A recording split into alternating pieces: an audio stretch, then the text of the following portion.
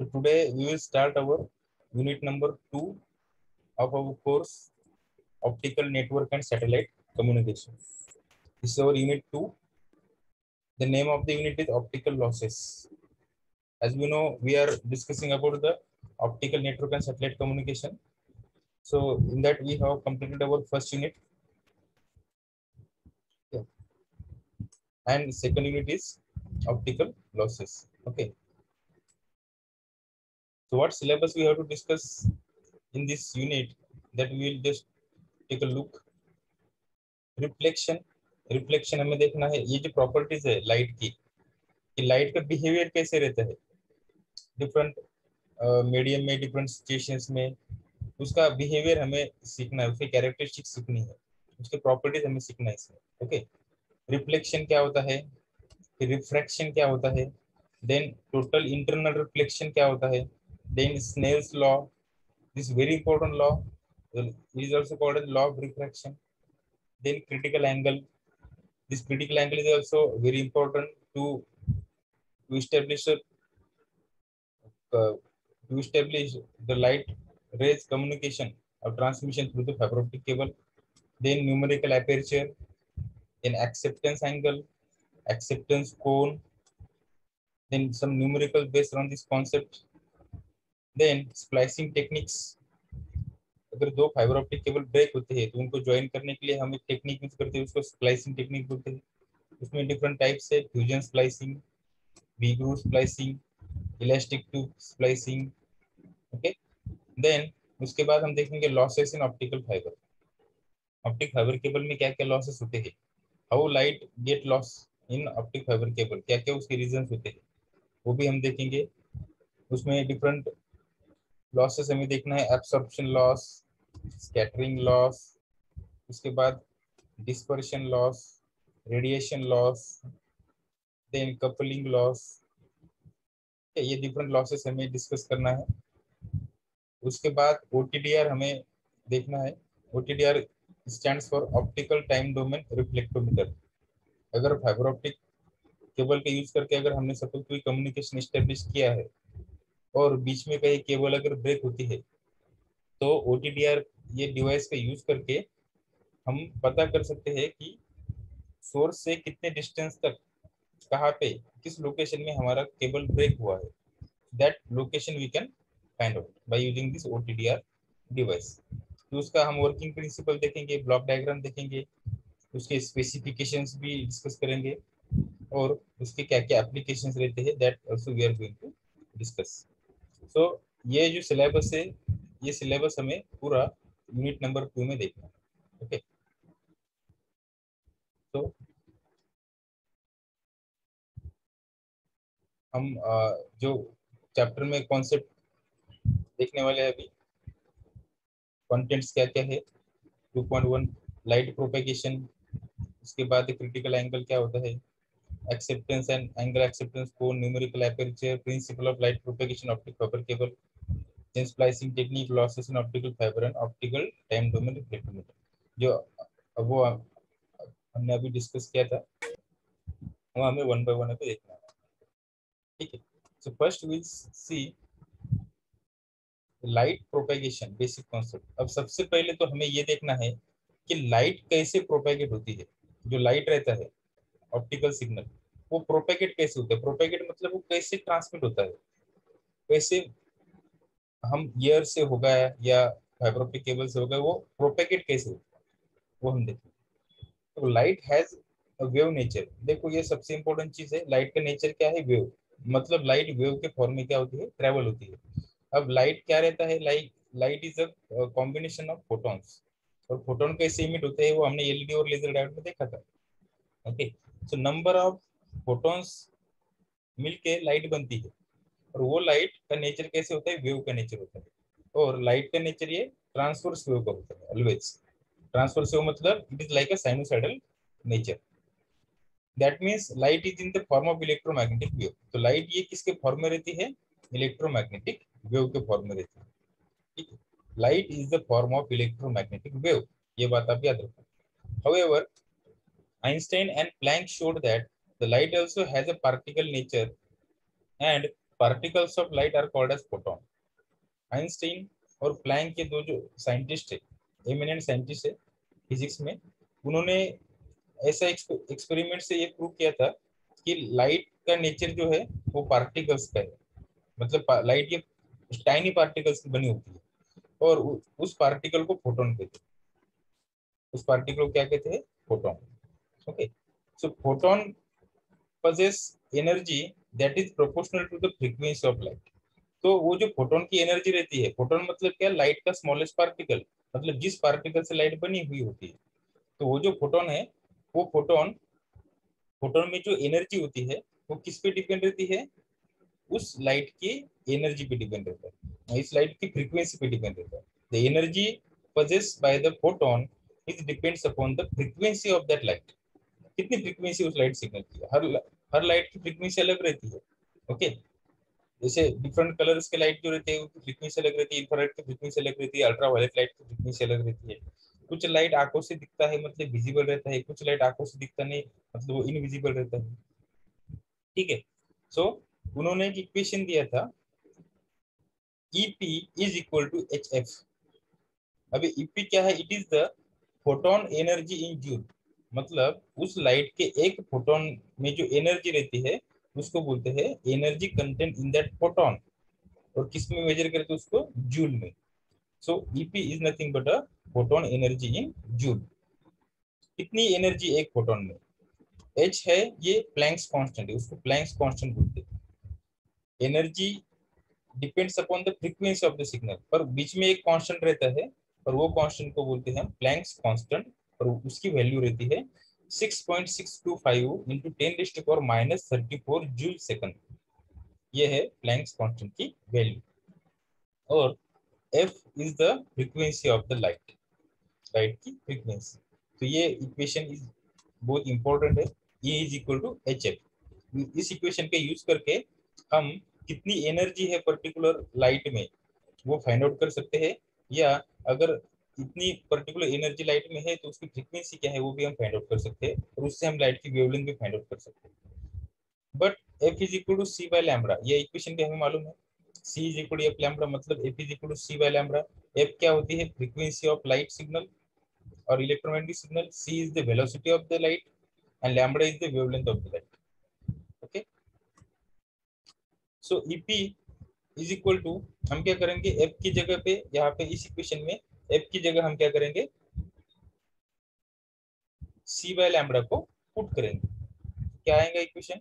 EP is equal to H, F की जगह C by lambda put किया तो EP is equal to H C by lambda.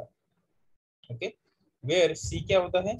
C is the speed of light, ये कोई constant होता है, और उसकी स्पीड होती है लाइट की 3 इन लाइट की स्पीड कितनी होती है? 3 इंटू 10⁻8 मीटर पर सेकंड, या 3 लाख किलोमीटर पर second. So lambda is the nothing the wavelength. So ये इक्वेशन बहुत इंपॉर्टेंट है। From this equation we can find out the energy content in a photon।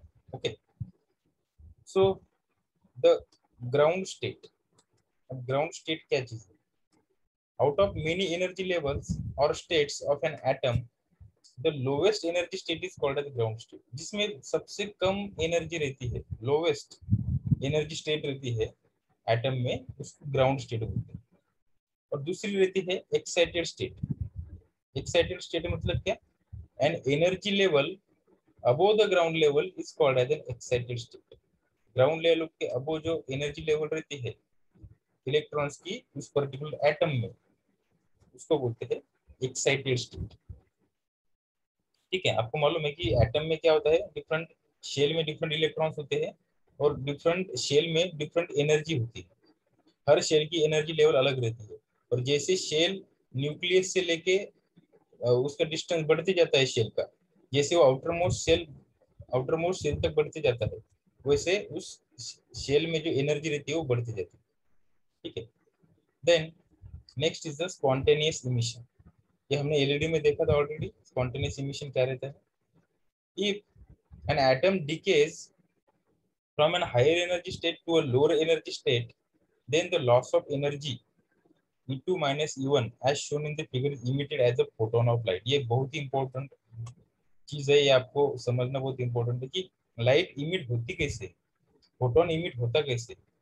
देखो हमको मालूम है कि ये ग्राउंड स्टेट है, लोएस्ट एनर्जी, मतलब उसको वैलेंस बैंड भी बोल सकते हैं हम, और ये एक्साइटेड स्टेट है, मतलब उसको हम कंडक्शन बैंड भी बोल सकते हैं। ओके, तो जब अब ये स्टेट की एनर्जी E1 है, सपोज ये स्टेट की एनर्जी E2 है। E1 की एनर्जी कम है, E2 की एनर्जी ज्यादा है, एनर्जी लेवल ऐसे बढ़ रही है फ्रॉम बॉटम टू टॉप। अब जैसे वो इलेक्ट्रॉन वैलेंस बैंड से कंडक्शन बैंड में जाता है और फिर से कंडक्शन बैंड में, जब वो वैलेंस बैंड में आता है तो इलेक्ट्रॉन क्या करता है, जब वो लो एनर्जी स्टेट से हाई एनर्जी स्टेट में जाता है तो वो ज्यादा एनर्जी गेन कर लेता है, क्योंकि वो एनर्जी लेवल जो है वो ज्यादा एनर्जी लेवल में जाता है, तो ज्यादा एनर्जी क्या करता है, वो गेन करता है। ठीक है, तो फिर से वो वहां पे बहुत ही कम समय तक रहता है ज्यादा एनर्जी स्टेट में, फिर से वो रिटर्न आता है, रिटर्न आता है और उसकी एनर्जी फिर से कम होती है, मतलब नॉर्मल लेवल पे आती है। तो उसने जो एनर्जी गेन की थी हायर एनर्जी स्टेट पे, वो क्या करता है, उस एनर्जी को रिलीज करता है, और वो किस में रिलीज करता है, in the form of photon, photon के फॉर्म में उसको इमिट करता है। और उसकी एनर्जी कितनी रहती है फिर, वो इमिटेड फोटोन की एनर्जी कितनी रहती है, difference between two energy state, ये जो दो एनर्जी स्टेट है उसका जो डिफरेंस रहता है E2 माइनस E1, ये E2 माइनस E1, ये जो दो एनर्जी लेवल में जितने डिफरेंस है उतने डिफरेंस की एनर्जी उस फोटोन की रहती है जो इमिट हुआ है। ओके, तो this is called as spontaneous emission. Okay, the energy is emitted, energy of the emitted photon is EP is equal E2 minus E1, दो एनर्जी लेवल का जो डिफरेंस है वो डिफरेंस रहती है हमारी इमिटेड फोटोन की energy. The process of emission while decaying from higher energy state to lower energy state is known as spontaneous emission. क्या है स्पॉन्टेनियस इमिशन, क्या होता है, it is the process of emission, emission मतलब emit करना, emission while decaying from a higher energy state to lower energy state, जब electron higher energy state से lower energy state में जंप करता है तब वो क्या करता है, एक फोटोन को रिलीज करता है, और उस फोटोन की एनर्जी रहती है हायर एनर्जी स्टेट की energy minus lower energy state की एनर्जी, तो दो एनर्जी स्टेट स्टेट जो रहती है उसका जो डिफरेंस है, उस डिफरेंस के इक्वल एनर्जी वो फोटोन क्या करता है, इमिट करता है, उस फोटोन की होती है। ओके, और उसी को कहते हैं स्पॉन्टेनियस इमिशन। देन अभी हम उसके डिफरेंट कैरेक्टरिस्टिक्स देखेंगे। हमने कॉन्सेप्ट देखा लाइट प्रोपेगेशन का, कैसे लाइट प्रोपेगेट होती है। Okay, then next absorption. Absorption क्या होता है, एग्जाम में क्वेश्चन पूछ सकते हैं कि define absorption with the help of diagram. Absorption इस वर्ड में ही मीनिंग है जो एब्सॉर्ब कर लेता है, जो शोषण लेता है। If an optical source imparts sufficient energy to the ground state electron, then they will move to a higher energy state. The process of moving from one energy level to the other is known as absorption. देखो अभी electron को excite कैसे करते हैं हम एक उसको supply दे सकते हैं। ओके, और सप्लाई हम जब डीसी सप्लाई उसको देंगे तो डीसी सप्लाई की वजह से भी वो electron due to potential difference वो इलेक्ट्रॉन क्या हो सकता है, एक्साइट हो सकता है, और लोअर एनर्जी लेवल से हायर एनर्जी लेवल में जाता है, मतलब वैलेंस बैंड से कंडक्शन बैंड में जाता है। या हम उसको टेम्परेचर अगर बढ़ाया हमने सेमीकंडक्टर डिवाइसेस का, टेम्परेचर की वजह से भी क्या हो सकता है, लो लो एनर्जी लेवल का इलेक्ट्रॉन हायर एनर्जी स्टेट में जा सकता है, मतलब वैलेंस बैंड के कंडक्शन बैंड में जा सकता है। ठीक है, या फिर हम उसको लाइट भी इंसर्ट कर सकते हैं, उसको लाइट की वजह से भी क्या होता है, वैलेंस बैंड का इलेक्ट्रॉन एक्साइट होकर कंडक्शन बैंड में जा सकता है। तो there are different different processes through which we can excite the electron. Okay, तो ये जो है, ये जो प्रोसेस है कि जब हम कुछ एनर्जी इंपर्ट करते हैं, if an optical source impart some energy to the ground state electron, optical source क्या करता है, ग्राउंड सोर्स इलेक्ट्रॉन को कुछ एनर्जी इंपर्ट करता है, टेम्परेचर के फॉर्म में हो सकता है, वोल्टेज के फॉर्म में हो सकता है। देन वो जो इलेक्ट्रॉन क्या करता है, हायर एनर्जी स्टेट में मूव होता है, और उसी को कहते हैं हम absorption. The process of moving from one energy level to the other is known as absorption. देखो ये डायग्राम से आपको पता चलेगा, ये लो एनर्जी लेवल है E1, ये हायर एनर्जी लेवल है E2। मतलब ये लोअर शेल रहती है हमारी, लोअर वैलेंस शेल, और ये आउटर वैलेंस शेल। और जब सपोज हमने इस पे फोटोन इंसर्ट किया, तो ये इलेक्ट्रॉन क्या होते हैं, एक्साइट होते हैं। एक्साइट होने के बाद एनर्जी गेन करते हैं और हायर एनर्जी स्टेट में जाते हैं। अब हायर एनर्जी स्टेट में जाने के बाद वो वहां पे ज्यादा देर नहीं रहते, वो कुछ तो नैनो सेकंड या माइक्रो सेकंड तक रहते हैं, फिर से वो रिटर्न बैक आते हैं। और रिटर्न बैक आने के बाद वो फोटोन इमिट करते हैं। ओके, या अगर हमने सपोज उसको फोटोन इंसर्ट किया वैलेंस बैंड के इलेक्ट्रॉन पे, तो वो क्या करते हैं, एक्साइट होकर कंडक्शन में नम जाते हैं और करंट कॉन्स्टिट्यूट करते हैं। ठीक है, अब वो डिपेंड करता है मटेरियल की प्रॉपर्टी पे। अगर एलईडी या लेजर डायोड हो, तो वो उस इमिटेड वो जो इलेक्ट्रॉन है, जब वो हायर एनर्जी स्टेट से लोअर एनर्जी स्टेट में आता है, तब वो लाइट इमिट करता है। और अगर फोटो डायोड रहा, तब वो लाइट का कन्वर्शन इलेक्ट्रिक सिग्नल में करता है। वो डिपेंड करता है कि आपने कौन से टाइप का मटेरियल यूज किया है, उसमें प्रोसेस कौन सी फॉलो की है। So the energy absorb by the photon is, photon ने कितनी एनर्जी एब्सॉर्ब की है, सपोज यहाँ पे E2 minus E1। E2 is the higher state energy, E1 is the lower state energy. Okay, that is called as absorption. And optical power मतलब light की power. Optical power is defined as the flow of light energy past a given point in a specified time. क्या होता है ये, flow of light energy past a given point in a specified time। देखो, P is equal to dE by dt और P is equal to dQ by dt, where dQ is the instantaneous charge and dt is the instantaneous change in time। तो instantaneous हमने suppose time change किया, तो charge में कितना change होता है, तो change in charge with respect to time is nothing but the optical power. Optical power is sometime term as a radiant flux, उसको रेडियंट फ्लक्स भी बोलते हैं, phi in joule per second और watt. Joule per second unit हो सकता है या watt हो सकता है। Optical power can also be stated in decibel, decibel में भी उसको हम रिप्रेजेंट कर सकते हैं डीबीएम में, with reference to 1 milliwatt or dB micro with reference to 1 microwatt। okay, dBm मतलब decibel in milliwatt and dB mu means decibel in microwatt। milli means 10 raised to minus 3, micro means 10 raised to minus 6। वो कुछ एक numerical या फिर simple सा express the optical power of 10 milliwatt in dBm and dB।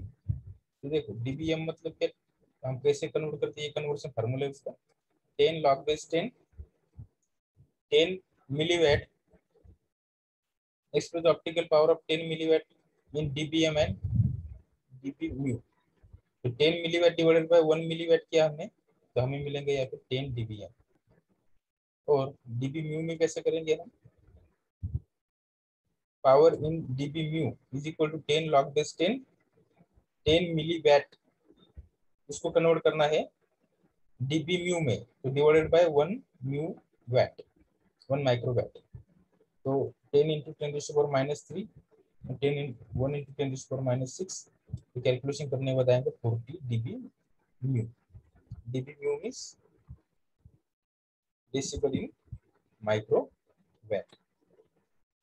okay, the next is the velocity of light। ये सबसे important चीज है, ये यूनिवर्स में सबसे ज्यादा वेलोसिटी रहती है लाइट की, और वो कांस्टेंट रहती है। एयर और वैक्यूम में सबसे ज्यादा रहती है लाइट की वेलोसिटी, लाइट की वेलोसिटी सबसे ज्यादा वैक्यूम में रहती है, उसके बाद एयर में रहती है। पर एयर और वैक्यूम में वो अप्रोक्सीमेटली सेम ही रहती है। जैसे मीडियम की डेंसिटी चेंज होते रहती है, मीडियम जितना हार्ड होते जाता है, उतने उतनी उससे प्रोपेगेट होने वाले लाइट की जो स्पीड है वो कम कम होती जाती है। तो जैसे डेंसिटी बढ़ती है मीडियम की, लाइट की स्पीड क्या होती है, कम होती है। लाइट की स्पीड वैक्यूम में ज्यादा होती है, एयर में उससे थोड़ी कम होती है, वाटर में उससे भी और कम होती है, ग्लास में और कम होती है। जितना मटेरियल हार्ड होते जाता है, उतनी उस मटेरियल से फ्लो होने वाली, प्रोपेगेट होने वाली लाइट की स्पीड भी कम होती जाती है। Okay, the speed of light is not same in all the medium. देखो, लाइट की स्पीड सब मीडियम में सेम नहीं होती। It is highest in free space और vacuum and low in all other mediums। okay, the speed of light in free space और vacuum is 3 into 10⁸ metre पर second for all frequency. सभी frequency के लिए ये जो लाइट की velocity वो क्या रहती है, कांस्टेंट रहती है, और वो होती है 3 into 10⁸ मीटर पर सेकंड, 3 लाख किलोमीटर पर सेकंड, 3 लाख किलोमीटर पर second. It's very very huge and it is the highest maximum speed of anything available in the universe. इससे ज्यादा यूनिवर्स में किसी की भी स्पीड नहीं है, ये मैक्सिमम है, highest. However, the speed of light wave decreases with increase in the density of the medium. क्या होता है, मैंने ऑलरेडी आपको डिस्कस किया कि जैसे मीडियम की डेंसिटी इंक्रीज होती है वैसे उस मीडियम से प्रोपेगेट होने वाली लाइट की वेलोसिटी डिक्रीज होती है। Also, the speed of all the frequency component is not the same. वैसे क्या होता है फिर, सभी कंपोनेंट जो है सभी फ्रीक्वेंसी कंपोनेंट है उसकी स्पीड भी अलग अलग होती है हर medium. The two most basic concepts related to the propagation of light are reflection and refraction. ये दो मोस्ट इंपॉर्टेंट कॉन्सेप्ट है, या प्रॉपर्टीज भी बोल सकते हैं उसको लाइट की, जो समझना बहुत इंपॉर्टेंट है। लाइट की प्रॉपर्टी देखो, reflection and refraction. Light reflect भी होता है, लाइट रिफ्रैक्ट भी होता है। जब रिफ्लेक्शन क्या रहता है, देखो, the meaning of word reflect is to turn back and reflection is the process of or act of reflecting, म्हणजे बाउंस बैक हो। अगर हमने किसी सरफेस पे या अगर मटेरियल पे अगर सपोज लाइट इंसर्ट किया तो वहां से क्या होती है, रिफ्लेक्ट होकर वापस आती है उसी मीडियम में, सेम मीडियम में, उसको रिफ्लेक्शन बोलते हैं। Reflection of light will takes place when it strikes a boundary of two media. दोनों मीडियम के बाउंड्री में, सपोज एक मीडियम एयर है, दूसरा मीडियम वाटर है, तो ये जो वाटर और एयर का जो इंटरफेस रहता है, बाउंड्री रहती है, वहां से क्या होती है, वो रिफ्लेक्ट होती है। एंड सम और all incident power does not enter the second medium. जब हम एक मीडियम से दूसरे मीडियम में लाइट इंसर्ट करते हैं तो कुछ लाइट रिफ्लेक्ट होकर वापस आती है, या पूरी की पूरी लाइट भी रिफ्लेक्ट होकर वापस आ सकती है। कुछ लाइट दूसरे मीडियम में इंसर्ट कर सकती है, some light will enter into the second medium and some light may reflect back into the same medium. The light which do not enter the medium, second medium, gets reflected. जो light second medium में enter नहीं होती वो क्या होती है, reflect होती है। The concept of reflection will clear in the figure 2.1.3 जो हम अभी देखेंगे। Light ray is incidence on the boundary of the two mediums at an angle θ1 is called as angle of incidence. The imaginary line perpendicular to the boundary surface at the point of interface is called normal. देखो अब ये diagram देखने के बाद आपको clear हो जाएगा। This is the diagram which shows the principle of reflection. अब ये एक मीडियम है, देखो ये मीडियम 1 है, मतलब ये यहाँ ये जो है इसके ऊपर ये जो लाइन है दिख रही है आपको, इसके ऊपर जो कुछ मीडियम है पूरा, ये क्या है, एक मीडियम है, और ये लाइन के नीचे ये दूसरा मीडियम है। ठीक है, तो दिस इज मीडियम 1 और ये मीडियम 2, और ये जो है what is this, this is the interface between to media. अब सपोज यहाँ पे एयर है और यहाँ पे वाटर है, तो एयर और वाटर का जो सरफेस है वहां पे क्या रहेगा, ये इंटरफेस रहेगा। और सपोज यहाँ पे एयर है और यहाँ पे ग्लास भी हो सकता है, कुछ भी हो सकता है, मतलब मटेरियल अलग अलग रहने चाहिए। देखो पॉइंट ऑफ इंसिडेंस, ये जो है एक इमेजिनरी लाइन है जिसको हम नॉर्मल बोलेंगे, और ये लाइन कैसे रहती है, it is perpendicular to the interface between two medium. ये दो मीडियम के जो इंटरफेस रहता है, ये जो मीडियम 1 और मीडियम 2 का ये जो इंटरफेस है, ये इंटरफेस को ये क्या रहती है लाइन, ये परपेंडिकुलर रहती है, मतलब 90 डिग्री एंगल फॉर्म करती है परपेंडिकुलर, इन राइट एंगल। अब ये इंसिडेंट रे है, ये रे क्या किया हमने, लाइट का इंसिडेंस किया। अब इंसिडेंस करने के बाद ये कहाँ आएगा, या suppose this the point of incidence, यहाँ पे सपोज लाइट इंसिडेंट होगी, इंसिडेंस होगी मतलब वहाँ पे स्ट्राइक होगी, और उसके बाद अगर ये लाइट रिफ्लेक्ट होके बाउंस बैक होके सेम मीडियम में अगर वापस आती है तो उसको बोलते हैं रिफ्लेक्टेड रे, जो हमने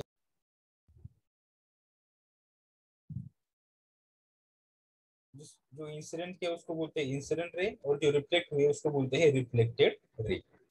ओके, सो इंसिडेंट रे और reflected ray.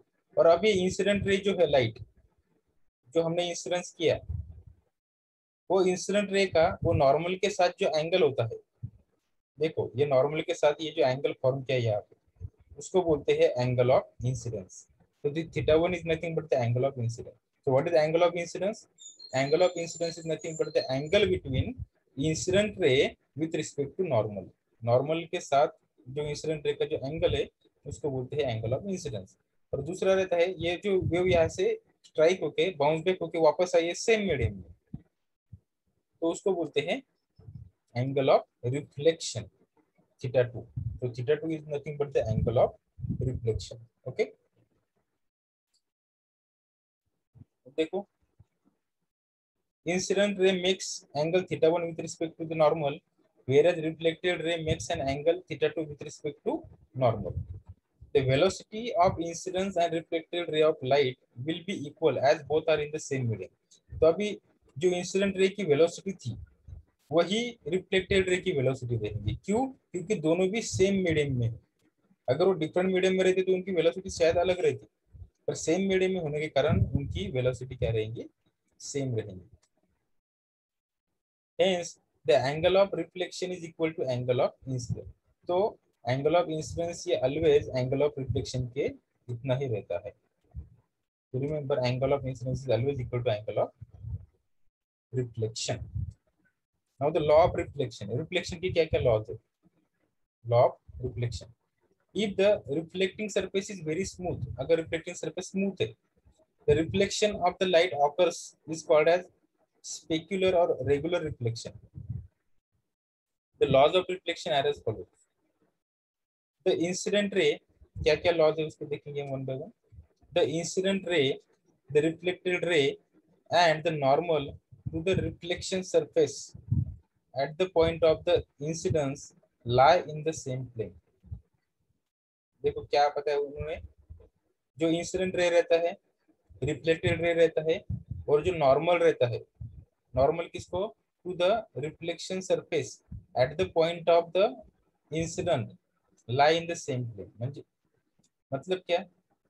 Incident ray, reflected ray, और ये जो नॉर्मल है, जो पॉइंट ऑफ इंसिडेंस के बीच में हमने ड्रॉ किया उसको इमेजिनरी लाइन को, वो तीनों भी क्या रहते हैं?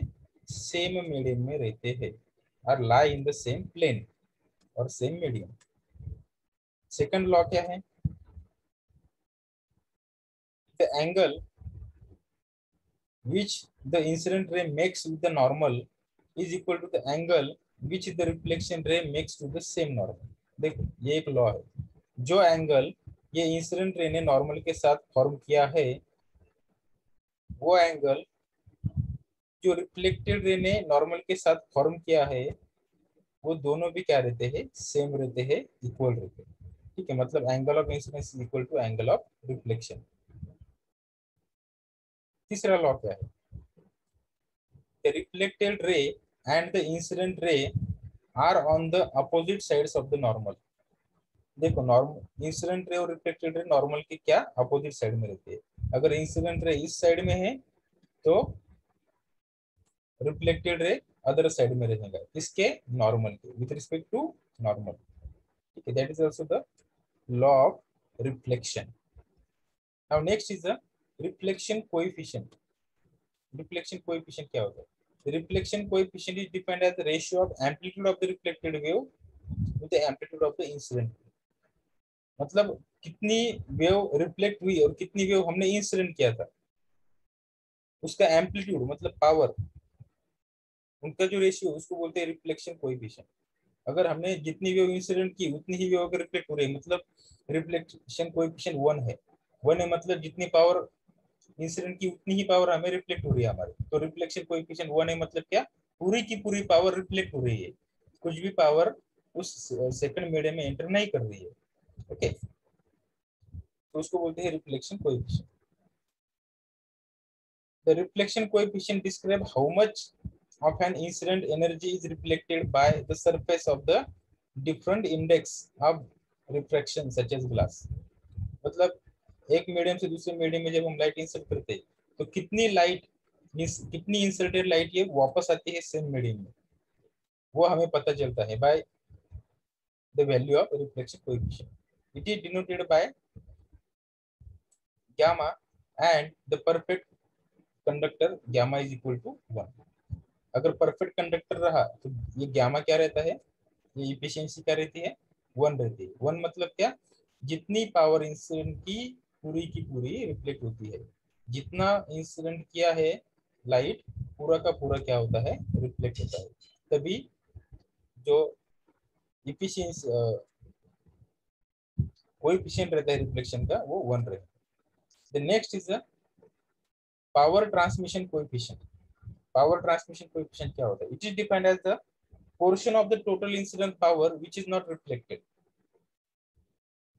For a perfect conductor, all the incident power is reflected. Hence, T is equal to 0. Power transmission coefficient. कैसे क्या होता है ये?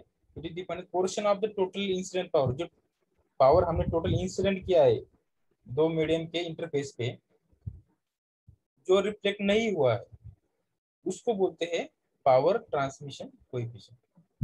ओके, फॉर परफेक्ट कंडक्टर, अगर परफेक्ट कंडक्टर रहा तो उससे पूरी की पूरी पावर ट्रांसफर होती है, रिफ्लेक्ट होती है। इसलिए प्योर कंडक्टर के लिए, परफेक्ट कंडक्टर के लिए टी 0 रहता है। जितनी पावर रिफ्लेक्ट नहीं हुई है उसको बोलते हैं power transmission coefficient. Absorption coefficient, next is the absorption coefficient. If the conductor is imperfect, अगर कंडक्टर इम्परफेक्ट है मतलब वो प्योर कंडक्टर नहीं है, परफेक्ट कंडक्टर नहीं है, then this gamma is not equal to 1। मतलब कोएफिशिएंट क्या है रिफ्लेक्शन का, 1 नहीं है, it is not equal to 1। और टी भी 1 नहीं है, okay, it is also not equal to 1।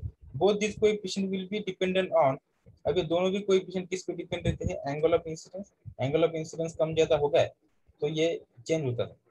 Electric field polarization, H field, E field, इनका पोलराइजेशन कैसा है। और तीसरा dielectric constant of the two material, दो मटेरियल का डाइलेक्ट्रिक कांस्टेंट क्या रहता है, ओके, उस पर डिपेंड रहता है। If the medium 2 is imperfect conductor, अगर मीडियम 1 से मीडियम 2 में हम क्या कर रहे हैं, लाइट इंसर्ट कर रहे हैं, और मीडियम 2 अगर इम्परफेक्ट कंडक्टर है, then part of the incident light और energy will propagate through the medium 2। देखो ये मीडियम 1 है, अगर ये इम्परफेक्ट कंडक्टर है तो कुछ पार्ट ऑफ द लाइट ये क्या होंगे, सेकंड मीडियम में एंटर होंगे, ठीक है। The energy will penetrate through to medium 2 and will not reflect, और वो रिफ्लेक्ट नहीं होंगी, वो क्या होंगी, सेकंड मीडियम में चली जाएंगी। जैसे अगर हमने लाइट वाटर में इंसर्ट किया तो पूरी की पूरी रिफ्लेक्ट नहीं होती लाइट, कुछ लाइट वाटर में चली जाती है अंदर, तो वो रिफ्लेक्ट नहीं होती। Therefore we can say that it is absorb, तो हम क्या कहेंगे कि वो एब्सॉर्ब होगी, म्हणजे त्याला शोषून घेतलेलं आहे। The friction of the fraction of the power that penetrates into medium 2 is called as absorption coefficient। तो कितना पावर वो मीडियम 2 में एंटर हुआ है, एब्सॉर्ब हुआ है, उसको बोलते हैं एब्सॉर्प्शन कोएफिशिएंट। अगर सपोज हमने जितनी लाइट इंसिडेंट की उससे उसकी अगर 70% लाइट क्या हो गई, रिफ्लेक्ट हो गई सेम मीडियम में, और 30% अगर वो सेकंड मीडियम में चली गई पावर, तो हम ऐसा बोलेंगे कि एब्सॉर्प्शन कोएफिशिएंट कितना है, 30% या 3 है या 30 है, okay. So this is all about the refraction, okay, reflection, sorry। Now second is the reflection, the second property हमारे reflection that we will see in our next lecture, okay। So if you have any doubt till now, then you can ask।